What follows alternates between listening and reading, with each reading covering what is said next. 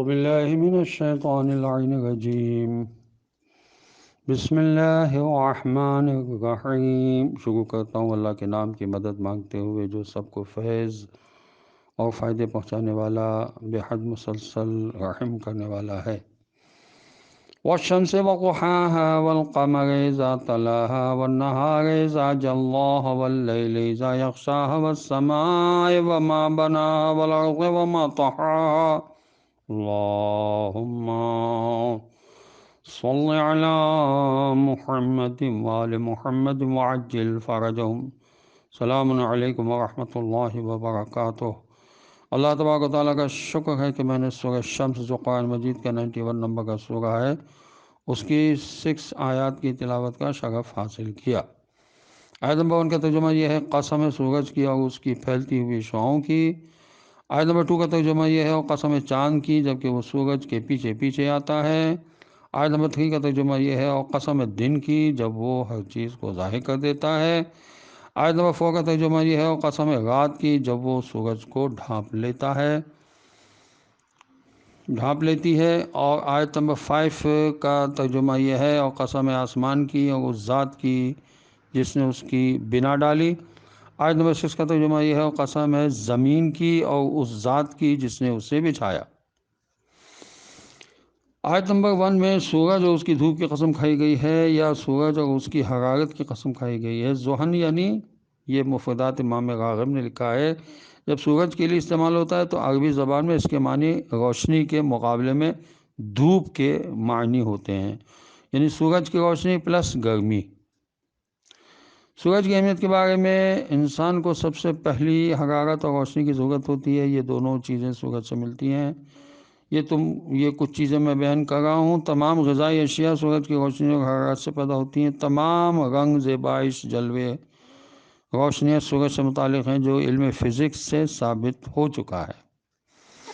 بارشیں، بادل، بخارات سورج کی گرمی سے پیدا ہوتے ہیں جن سے دریا، چشمے، نہریں، کنویں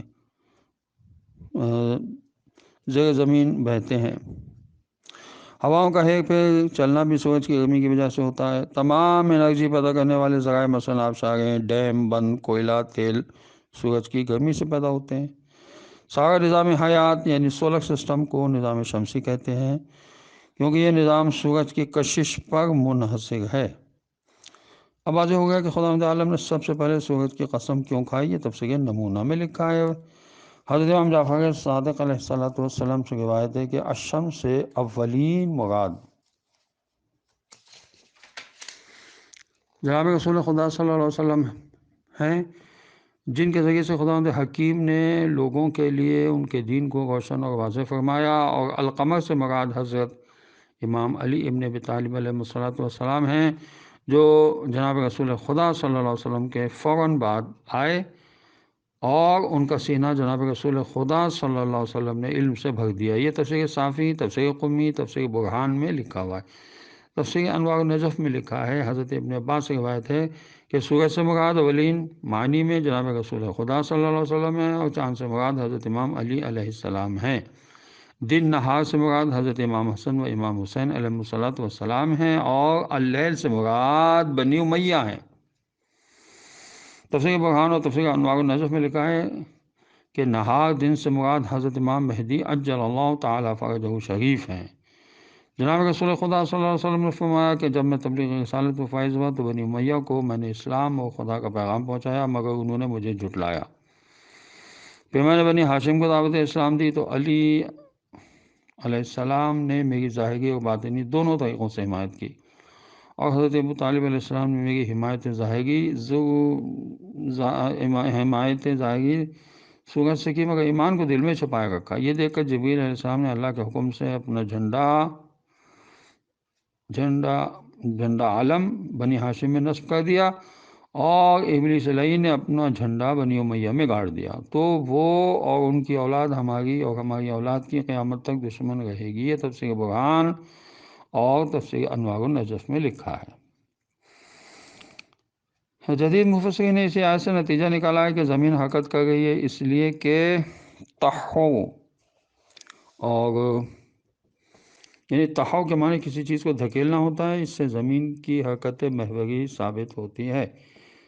تحاو کے دوسرے معنی بچھانے اور پھیلانے کے ہیں، کیونکہ زمین پہلے پانی میں غرق تھی، پھر آہستہ آہستہ پانی زمین کے گڑھوں میں چلا گیا اور خشکیوں نے سر نکالا، پھر زمین پھیلتی چلی گئی، اسی کو دحو الارض فرمایا۔ یہ تفسیر نمونہ میں لکھا ہوا ہے۔ آیت نمبر 7 تا 10 کی تلاوت کا شرف میں حاصل کر رہا ہوں۔ وَنَفْسٍ وَمَا سَوَّاهَا، ترجمہ یہ ہے، اور قسم ہے انسان کے نفس کی اور اس ذات کی جس نے اسے ٹھیک ٹھیک کیا اور اس میں توازن پیدا کیا۔ فَأَلْهَمَهَا فُجُورَهَا وَتَقْوَاهَا، پھر اس پر اچھائی اور برائی کا الہام یا القاء کیا۔ قَدْ أَفْلَحَ مَنْ زَكَّاهَا، حقیقتاً وہ کامیاب ہوا جس نے اپنے اس نفس کو پاک صاف کیا۔ وَقَدْ خَابَ مَنْ دَسَّاهَا، اور یقیناً وہ نامراد و برباد ہوا جس نے اس نفس کی طرف سے لاپرواہی کر کے اسے برائیوں میں دبا دیا۔ بخاری مسلم نے لکھا ہے کہ جناب رسول خدا صلی اللہ علیہ وسلم نے فرمایا، کوئی بچہ ایسا پیدا نہیں ہوتا جو اسلام کی فطرت کے علاوہ کسی اور فطرت پر پیدا ہوتا ہو، پھر اس کے ماں باپ اسے یہودی، نصرانی یا مجوسی بنا دیتے ہیں۔ حضور اکرم صلی اللہ علیہ وسلم کا ارشاد ہے کہ میرا مالک فرماتا ہے کہ میں نے اپنے تمام بندوں کو حنیف یعنی صحیح فطرت پر پیدا کیا تھا، پھر شیطان نے آ کر ان کو ان کے فطری دین سے بہکا کر گمراہ کر دیا، ان پر وہ چیزیں حلال کر دیں جو میں نے ان کے لیے حرام قرار دی تھیں، اور ان پر وہ چیزیں حرام کر دیں جو میں نے ان پر حلال کی تھیں۔ انہی شیطانوں نے یہ حکم دیا کہ میرے ساتھ ان کو میرا شریک بھی قرار دیں، جبکہ ان کو میرا شریک ہونے پر کوئی دلیل میں نے نہیں نازل کی۔ سواہا یعنی انسان کے جسمانی اور روحانی صلاحیتوں کو ٹھیک ٹھیک خلق کیا، حواس سے، ظاہری سے لے کر ادراک، حافظہ، تخیل، ارادہ، محبت، نفرت، سب کی تنظیم کی اور ان کو درست فرمایا یعنی معتدل فرمایا۔ دوسرے معنی میں روح اور جسم کا تعلق ٹھیک طور پر قائم فرمایا، کیونکہ نفس مراد جسم اور روح دونوں ہیں۔ یہ تفسیر نمونہ اور تفسیر مجموع البیان میں لکھا ہے۔ تفسیر نمونہ میں لکھا ہے، پھر نفس کو نکرہ استعمال کر کے انسانی صفت کی عظمت کو سمجھایا، پھر انسان کے اندر الہام کیا کہ کیا چیز اس کے لیے بری فجور ہے اور کیا چیز اس کے لیے اچھی تقوی یا پاکیزگی ہے۔ اس طرح خلقت انسانی کی تکمیل ہوئی، یعنی خدا نے اس بات کو تعلیم دیا کہ کیا کام کرنا چاہیے اور کس کام سے بچنا چاہیے۔ اس طرح انسان ایک ایسا وجود بن گیا کہ وہ اپنے آپ کو پاک کر لے، یعنی برائیوں سے بچ کر خدا کی اطاعت والی زندگی اختیار کر لے تو فرشتوں سے آگے بڑھ جائے گا، اور اگر خود کو گرا دے گا، دبا دے گا، یعنی بلند اور پاک ہونے کے بجائے برائیوں کی پستیوں میں خود کو دبا دے گا تو جانوروں سے بھی بدتر ہو جائے گا۔ اب طبیعت میں اعتدال نفس کی پاکیزگی کا سبب کیا ہے؟ جناب امیر المومنین علیہ السلام نے ایک یہودی عالم کے سوال کے جواب میں فلسفہ انسانی کے بارے میں اس طرح سمجھایا کہ فلسفے سے تمہاری کیا مراد ہے؟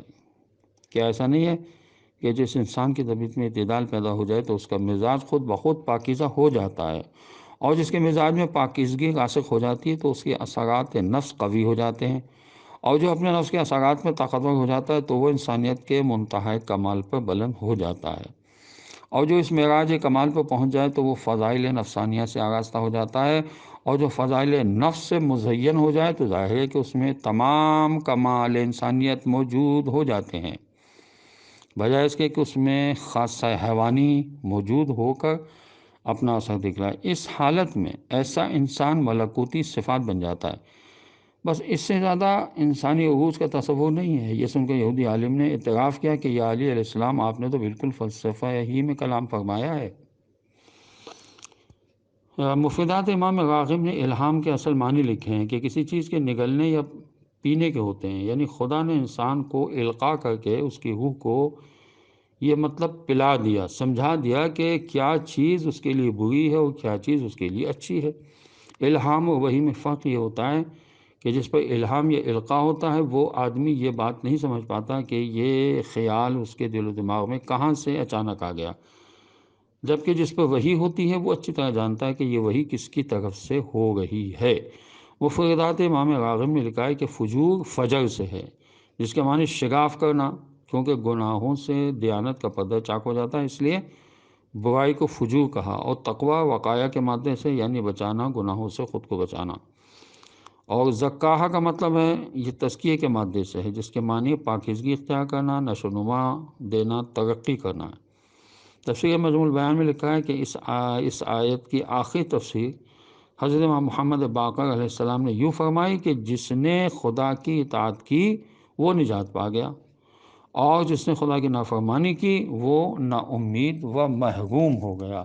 خداوند عالم کی بارگاہ میں دعا ہے کہ پروردگار ہمیں قرآن پڑھنے، سمجھنے اور اس پر عمل کرنے کی توفیق نصیب ہو۔ وارث قرآن حضرت امام زمانہ عجل اللہ تعالیٰ فرج و شریف کا جل ظہور ہو، اور خداوند عالم ہمیں ان کے آوان انصاف میں شامل ہونے کی توفیق عطا فرما دے۔ السلام علیکم ورحمۃ اللہ وبرکاتہ۔